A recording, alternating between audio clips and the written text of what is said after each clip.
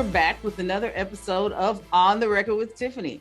And we have some breaking news. On the Record with Tiffany is not only going to be featured here on 9:30 a.m. The Answer, but also on TAN TV, the African American Network. Welcome to our new partners. Thank you so much for being gracious enough to partner with us. And we hope to put some more great content out there for our audience. Well, today we have one of my favorite representatives, Barbara Gervin-Hawkins. She's with us today to talk about all the great things that she's doing for the state of Texas. Representative Hawkins has been at the forefront of the fight against voter suppression. Representative Hawkins, I'd like to talk to you a little bit about that. Welcome to On the Record with Tiffany. Thank you, Tiffany. I'm happy to be here. And, I'm so happy to share the whole idea of the voter suppression bill and what we had to do as legislators, because I really believe in informing the people. I think when people understand things a lot better, they're able to see the actions, particularly of their elected officials. And as a state representative, I really feel it's my fiduciary responsibility to educate the folks. So we can start with you asking a few questions, or you could just say, hey, go rep, and I'll do either one. How would you like to proceed, Tiffany? Lady, I'm going to say go rep.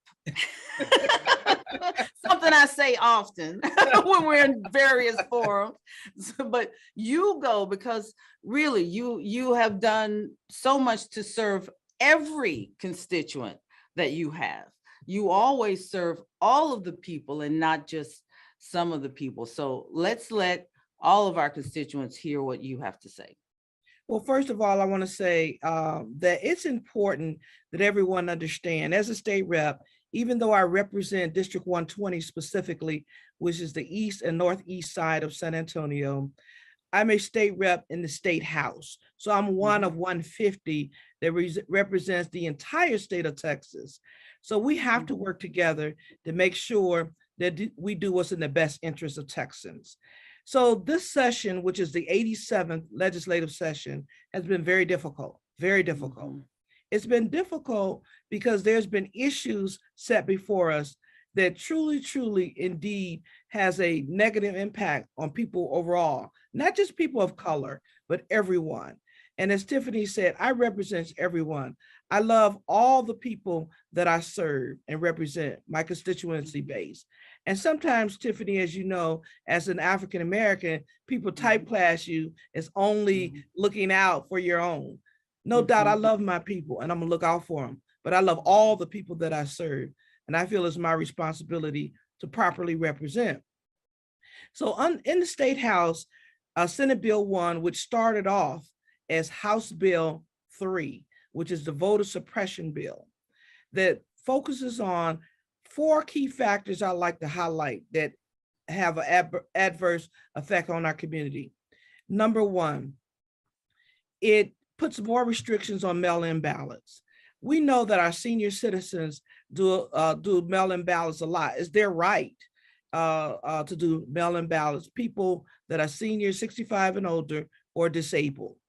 So what this bill proposes to do is let's say that you registered to vote 15, 20 years ago, and you use your driver's license.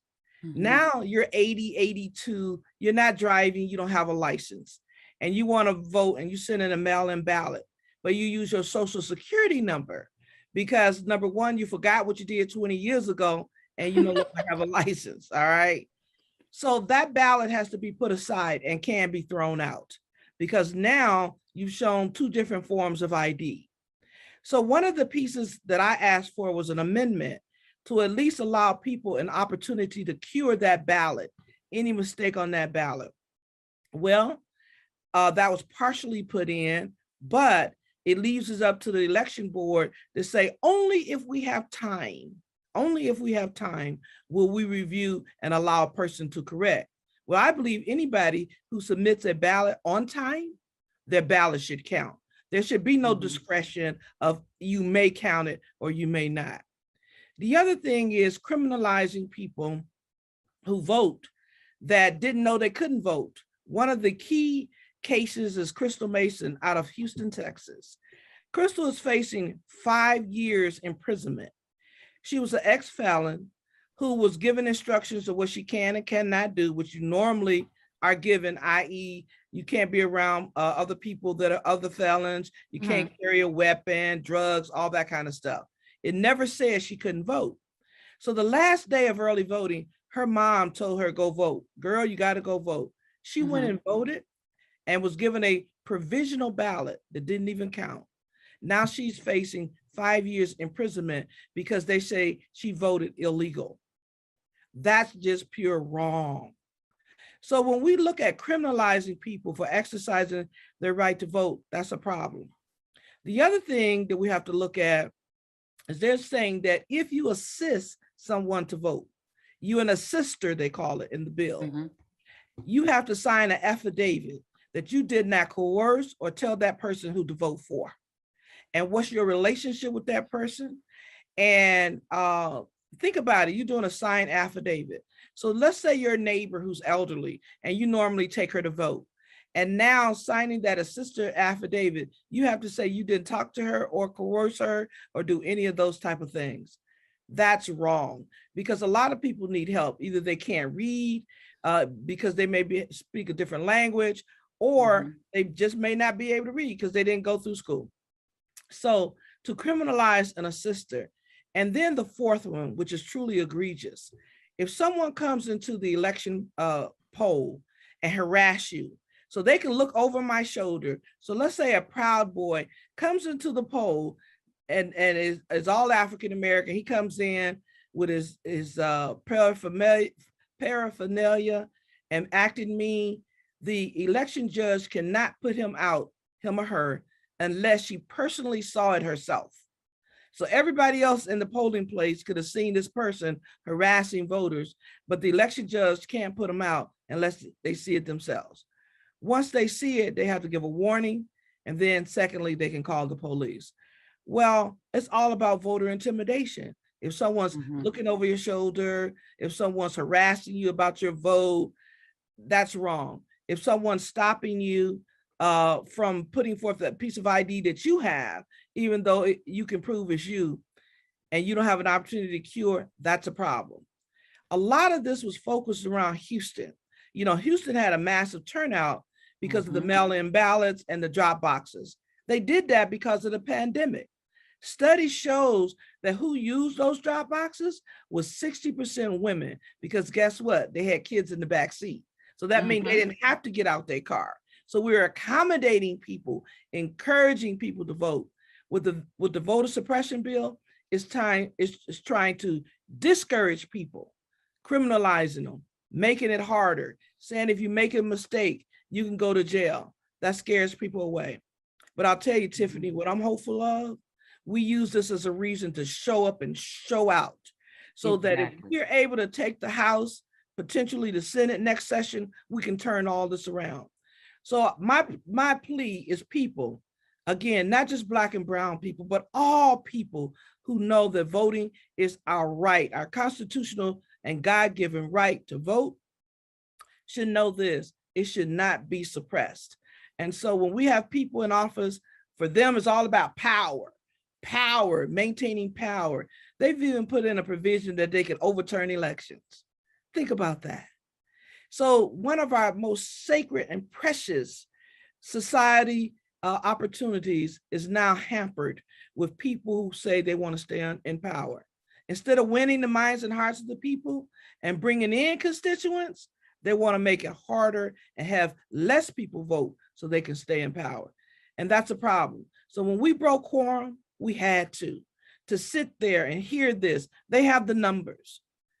They have the majority number. So our bodies was just being used to make quorum, to get this bad piece of legislation enacted in the great state of Texas and across the country, those states who have that belief that we had a fraudulent election, which we all know wasn't, because no one has presented evidence. Even Rudy Giuliani, he talked about it's coming. Well, guess what?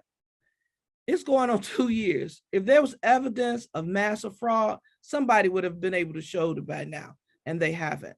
So that's a problem. So when we left the floor of the House, we said we have no other tool in our toolbox, and that was to break quorum so that they could not vote. It was 56 of us, 56 soldiers who walked out of that building saying, this isn't right. You're not hearing our input.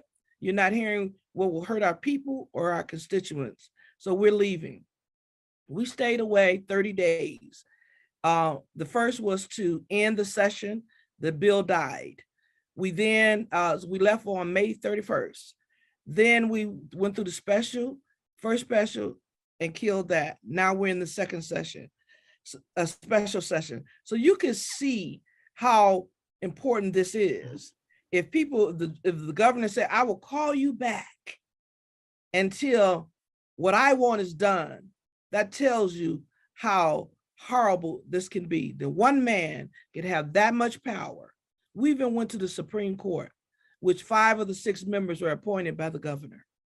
And so they were able to, in one day, turn around an injunction. And we know the Supreme Court doesn't work that fast. One day, the Supreme Court, when they put out a warrant for our arrest, and we went to the Supreme Court to say this is not constitutional, it's not right. And one day they turned it around, the temporary restraining order. Under what grounds were they putting out a warrant for your arrest? So there is a rule and a procedure on the that's in the rule book that's called, we're going to put a call on the House. Mm-hmm. So what it does, the call on the House mandates legislators to be there to make quorum. And so only the Speaker of the House can call that. So when he did a call on the House, and he did that based on pressure from his membership, that then allowed them to put out what we call something that's equal to a civil warrant. Now, can they cart us off to jail? No. What they do is they come, it was really mainly undercover agents and stuff, come to your house, come to your job, and they came out. And guess what? Some families were intimidated by all of this. And then they can ask you to come back to the floor of the House. So, our question to our attorneys is, can they manhandle you? Can you, handcuff you? Well, naturally, anybody who's ever dealt with law enforcement, it's according to the mood of the officer. So to put us in jeopardy like that, by putting a call on the House, making our families so afraid. And here's the worst part, Tiffany. There's people out there that are not nice. We were getting wanted signs. Some of our members had their picture on wanted signs that said it was a $2,500 bounty on anybody who would arrest one of us. Even at my office, my state office, a young Trump supporter came in his truck with his flag.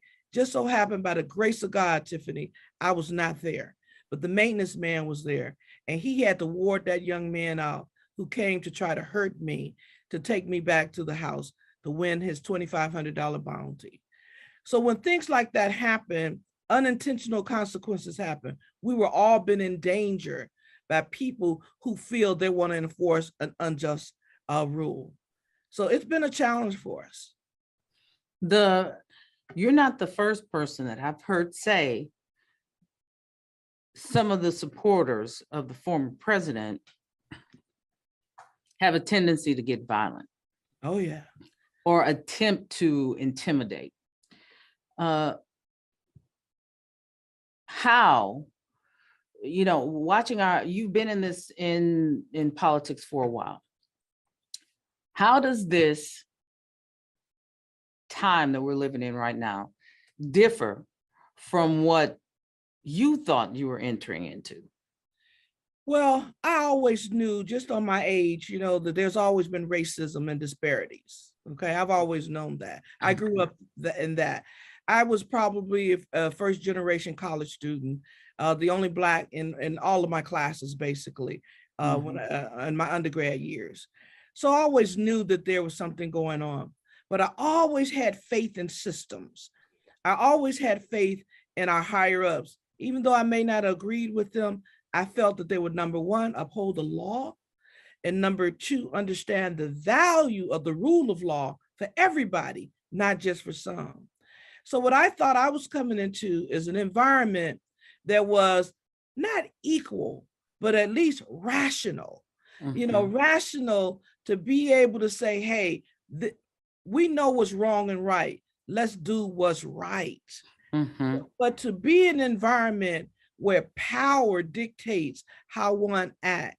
And I'll tell you, Tiffany, what's so hurtful is this is finishing up my third session, right? We pray together as members. Every day we pray. We say the pledge, not only to the U.S. flag, but the state of Texas. Because even though I'm from Michigan, I've grown over my 41 years to love the great state of Texas and what it represents. So every day we unify. When people's loved ones pass away or there's trouble in the family, we're there for them. And to see them in lockstep to deliberately hurt the people that we all love and care about, it's been something that I would never have fathomed. But I feel that I must stay and be a part of hopefully changing some of the minds and hearts of some of these folks who believe that power is before everything else. So it's different. One of the reasons why I brought you on is because something that I see over and over again, and I don't know that my audience sees this, but I'm gonna inform them about it, because every time I'm with you in any setting, you always bring in people from all different backgrounds.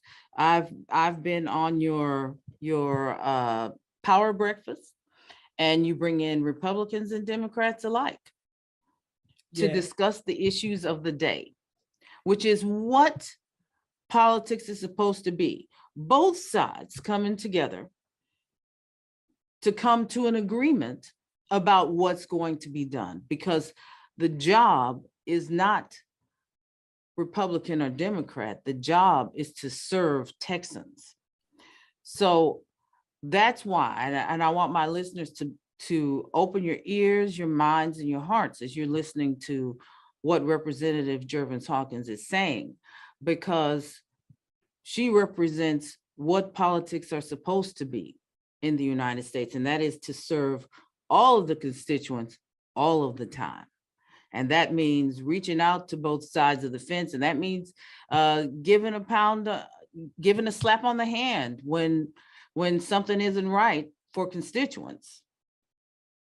So let's listen some more. And you're so right, Tiffany. For me, it's about all God's children. Okay. It doesn't matter the party. The reality is, let's have a healthy conversation. We all may have different positions. If one's from the North or from the South, one is Baptist or Catholic, one is Presbyterian or Muslim. None of that really should matter, because we're all God's children. We all bleed blood. We all have the organs to function as a human being. So, but when we come together, knowing that we're all God's children, and we set aside our own, I'll call them our own isms, and we speak to the power in terms of what we need to do to create a society that all people can be successful and can function. Because I'll tell you, as an educator, Tiffany, over these past 30 years, I loved all my children. I didn't just look at them and saw the chocolate face or the vanilla face, or the white face. What I saw was individuals who had promise, who had dreams. How could I pour seeds into them to become a great human being? Because all of us recognize and remember that wonderful teacher we had. We know that one who gave us heck, and that one that got on our nerves, but we also remember that one who showed us love, who gave us a few words of encouragement, who was able to help us keep strong during difficult times. So I represent all the people and will continue to do that. I work across the aisle. That's how, as I won Freshman of the Year from the Black Caucus my first year. And that's how I'm able to get bills passed, because I work across the aisle. I'm not saying it's my way or the highway. I'm saying let's come together for the greater good, for the common cause to make a better society for all people. And that's my motto. And I stand by that. And I've watched you stand by that, live by that, act by that in many different ways. Most recently, we were talking about how to promote businesses and how to get the economic engine that is our state moving. And often we tend to want to take an interest in economics as being related to the Republican Party, but everybody on both sides has an interest in our economic well-being as a nation. For sure, and which should be, because every man or woman wants to take care of their household. That's number one. All of us have vision and dreams, whether we're successful or not, be it the great restaurant, the great nightclub, or just a finance business. We all have those dreams that can be realized. So for me, let's create the on-ramp, the opportunity, the connectivity for anybody who wants to try something, that we're able to open those doors and give them that chance. And what I've realized too, Tiffany, particularly, I call it a pilgrimage to DC, where we went to during the corn break. And I was able to meet Representative Joe Barber, who's front and center on the poverty movement, the war on poverty. And what I realized, and even his message has been all races, because poverty is not just for people of color. There's a whole lot of other folks that are in poverty too. Look at our homeless population, how it's growing. And that's one of those other pieces of legislation, Tiffany, that hurt us, criminalizing homelessness. So now if an officer walks up on a homeless encampment, he don't even have discretion. He must give that homeless person a $500 fine. Well, if I'm homeless, how am I gonna pay the fine? So now you're mounting up so many fines on me, pretty soon it becomes a misdemeanor. And so instead of dealing with the homeless issue, we're criminalizing homeless people. If they stood before the judge and the judge said, what's your crime? Being homeless. And to me, that is so, so wrong. And we need to address the homeless problem also. There seems to be a running theme here. Oh, if we don't like this, let's just criminalize it. Everything cannot be criminalized. Think about even mask. When we think about mask and our governor trying to mandate that conversation, okay? And I'm thinking, you now want to take superintendent salaries away or money from schools because they want to keep the kids safe. So you want to criminalize the superintendent now for taking care of the kids that he served. That's wrong. I agree with you. Thank you for watching On the Record with Tiffany here on 9:30 a.m. The Answer, for listening on 9:30 a.m. The Answer, for watching on TAN TV and on WOAI. And thank you for joining us today. And we will be back with another episode of On the Record with Tiffany.